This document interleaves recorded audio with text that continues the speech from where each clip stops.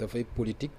dafay droit constitutionnel dafay droit politique ak leneen li ma bëgg a wax mooy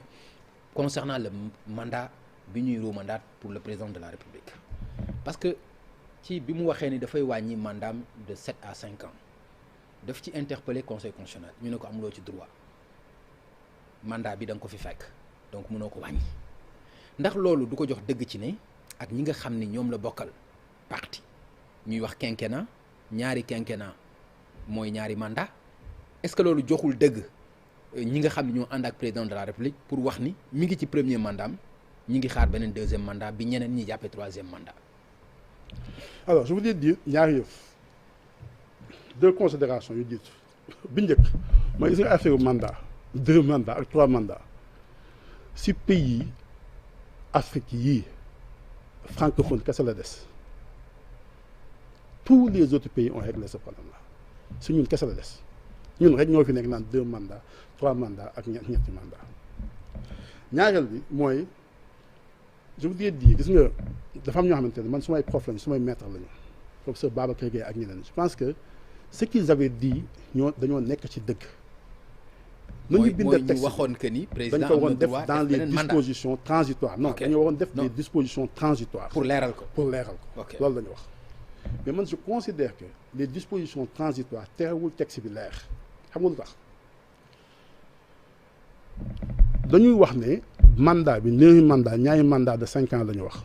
en droit dafa am principe yu ñuy wax interprétation yu bari la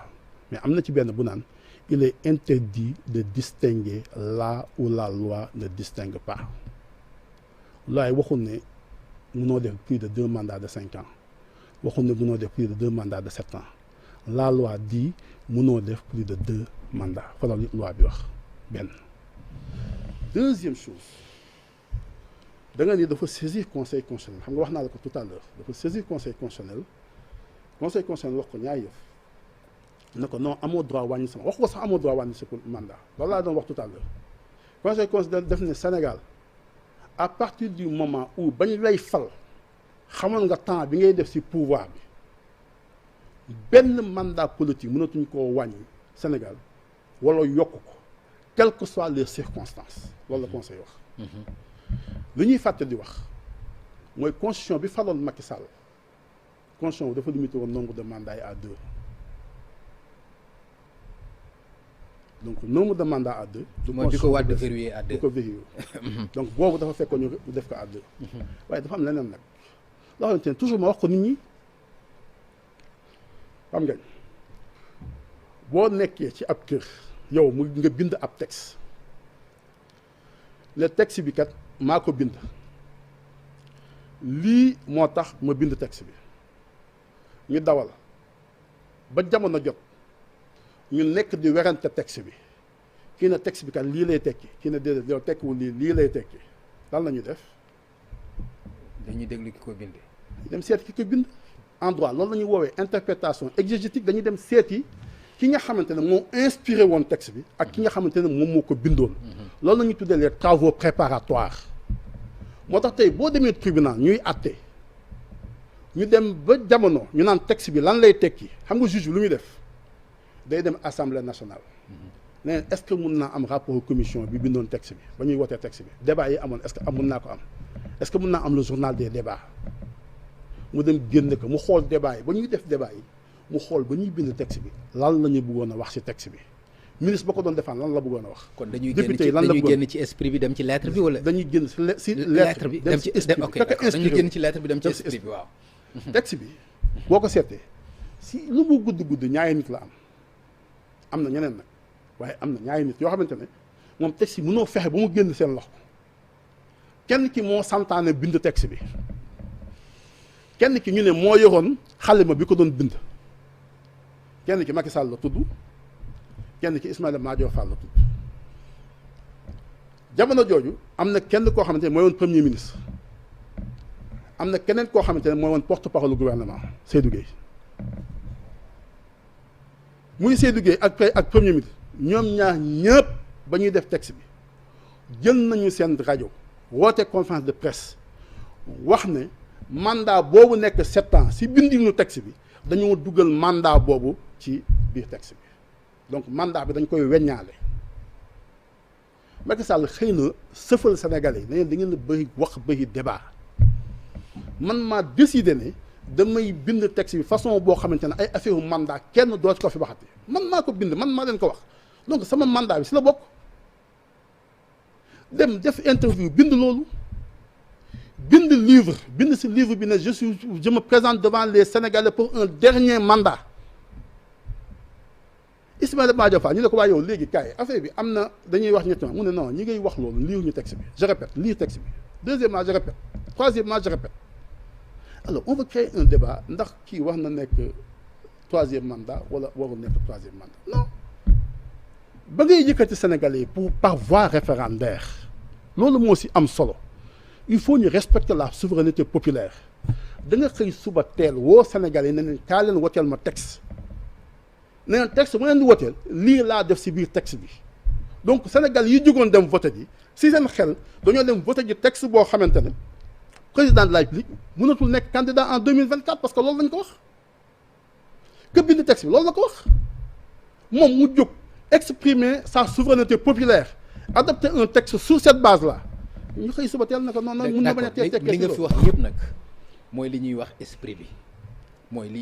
mooy li président Macky Sall wax mooy li Ismaïla Madior Fall wax mooy li Mahammed Boun Abdallah Dionne wax mooy li Seydou Gueye wax mooy li keneen ak keneen wax mooy li nekk ci seen xel li ñu jàpp ñu wax ko mais bu ñu ñëwee ci li lettre bi wax maanaam ci mandat yi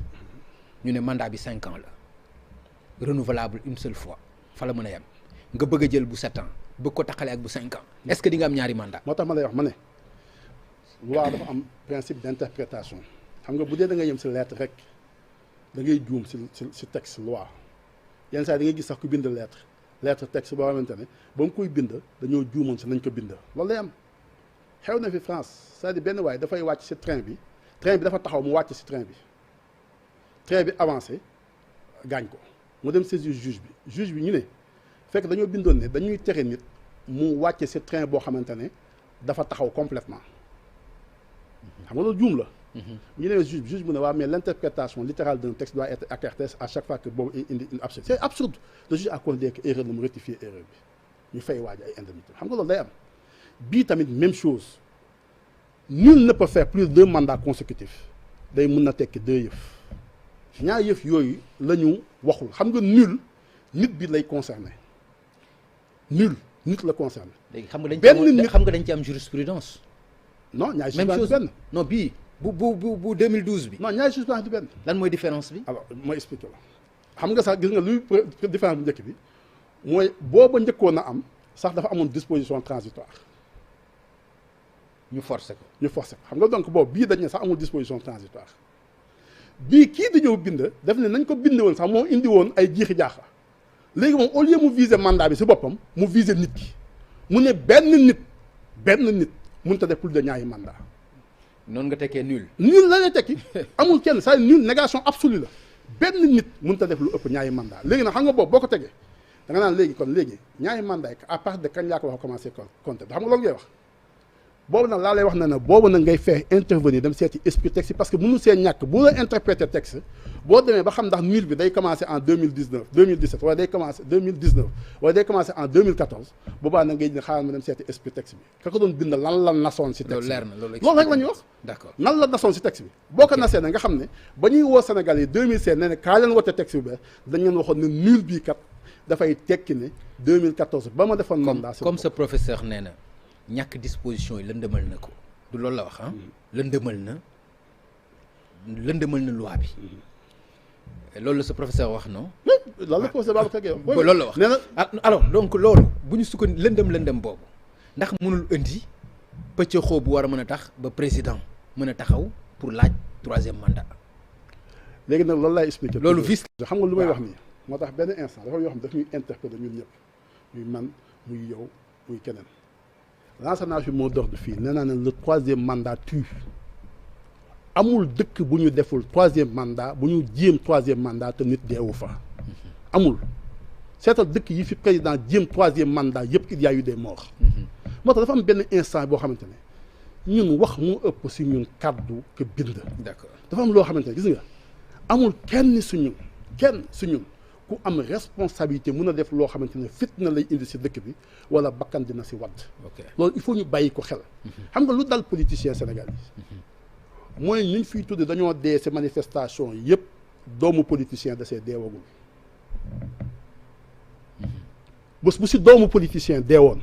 wala ku yor nguur dee ci ay affaire mandat ñu bàyyi ko doomu peuple bi ñooy dee. d'accord 14 morts 13 morts 12 morts et ku nekk dem tëdd sa kër dem nelaw et on est capable encore de refaire le même coup moo tax au-delà de toutes les questions là ay juristes ak ay droits ak yooyu dafa am loo xamante ne aujourd'hui c'est une constante en Afrique. D'accord. Il y a l'opinion publique africaine bëggatul troisième mandat foo ko def nit ñi wàcc ba ñu koy def Guinée yeneen réew sax dañuy dem di xeex di jàppale waa Guinée di manifester seen biir dëkk yi donc ñun il faut que nekk xam ne nit dong lañu. D'accord. kese. merci da ngay def li nga war a def. boo jeexalee nga dem sa morom ñëw def li nga war a def. voilà bu réew mi mënoon toll su dul Macky Sall mu yàqu. kon réew mi amatul avenir lu ñu fi defoon yëpp naax saay na. d'accord voilà. jërëjëf Moussa Tine ma gërëm la bu baax fàttali ne yow yaa jiite parti politique bi di Penco ma amoon mbégte bu yaatu doon la recevoir ma bàyyi la bu fekkee am na message boo xam ne nag bëgg nga ko passé. kontaan si retrouver la merci. kontaan aussi aborder justement ces questions là ici parce que lu mën di xew Sénégal réew mi ñun dañ koo bokk c'est-à-dire ñun amuñu beneen réew